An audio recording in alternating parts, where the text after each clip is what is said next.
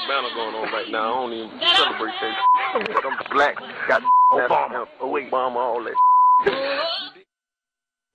Now, Mavericks owner Mark Cuban told the Dallas Morning News today, I have explained to him that cell phone cameras are not your friend, and that what you think you said on camera is never what people will hear when it shows up on YouTube or TV. Josh really is a good guy with a great heart. He just doesn't do a good job of showing that side of himself publicly. We will work on that.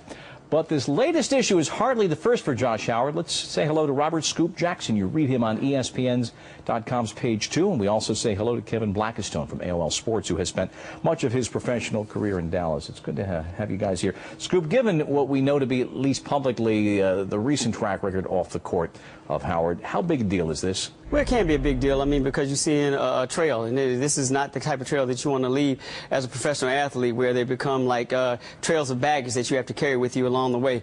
And in the climate that America's in right now, to come off as being unpatriotic is not good on the back of all the things that have been going on with Josh Howard for the last 5 months. Kevin, your take? Yeah, I would have to agree with that, and the really sad thing about it is that Josh Howard at one time had Dallas in the palm of his hand.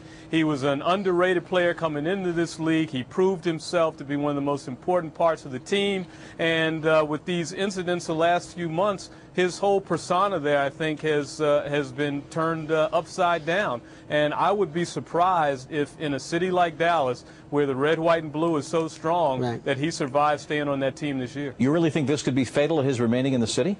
I do think that. They do not take lightly to these sorts of remarks about the flag. Even if it was joking?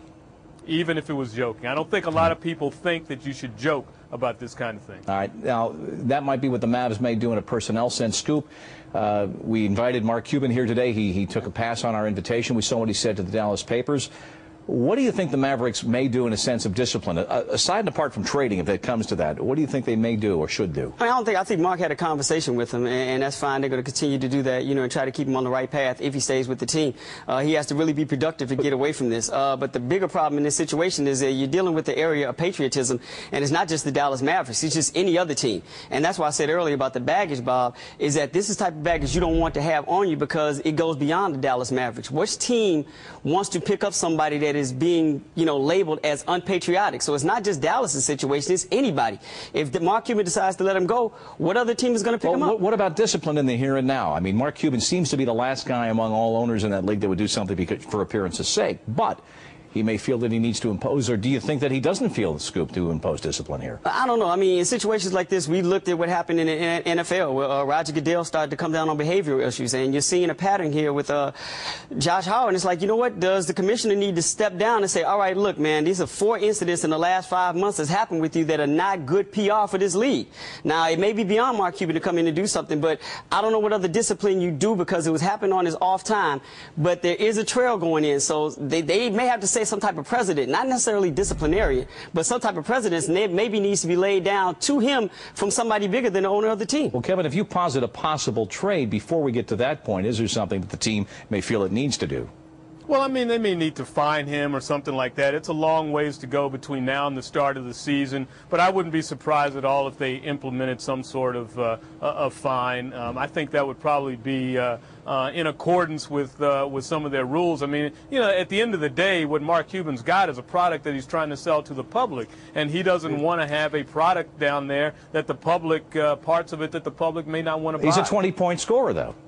He is a 20-point scorer, that's true, but it's not like they couldn't find another guy to come in there and fit into that mix. This is a team that has had a lot of moving parts the last few years, and not only that, let's not forget, Mark Cuban is a Maverick, not just in the sense of the name of the team, but in his business sense, and he sold a business that he started that was very near and dear to his heart, and I'm sure he wouldn't think twice about parting with a player. He let Steve Nash get away.